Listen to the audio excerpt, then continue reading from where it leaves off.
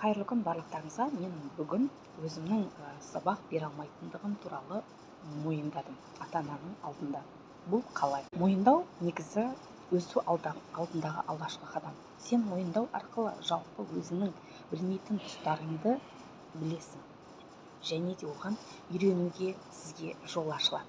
Дәл осындай 6 жасар баласын ата-ана алып келеді. Бірақ баланың деңгейі 2 жасар еді.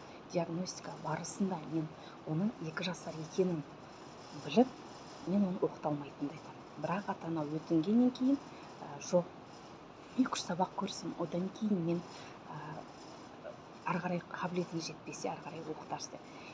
4 сабақ күттім. Бірақ ата-ана біздің алдымызда 4 бірдей мәселе тұрған еді. Соның ең бірінші менің 3 айда баланы оқыта алмайтындығым, яғни 5 айда ғана мен оны нәтижеге шығара алатындығым. Бірақ жарнама бойынша мен оған 3 айда үйретуім керек. Бірінші осыны мен мойындадым. 3 айда оқыта алмаймын, 5 ай маған уақыт керек екен. Екіншіден, ата-ана баласын өзі емес, атасы мен апасының әкелгендігі. Үшінші, бізде мұны ата-ана өзі баласының оқытатынын, сол мектепке дайындығын өзі саналы түрде мойындау еді. Төртіншіден, баланың мектепке мүлдем дайын еместігі. Яғни мен ондай дайындықпен баланы мектепке жібергім келмеді. Мұны ата-ана саналы түрде түсіне алу керек. Сол кезде ғана білім алатын еді.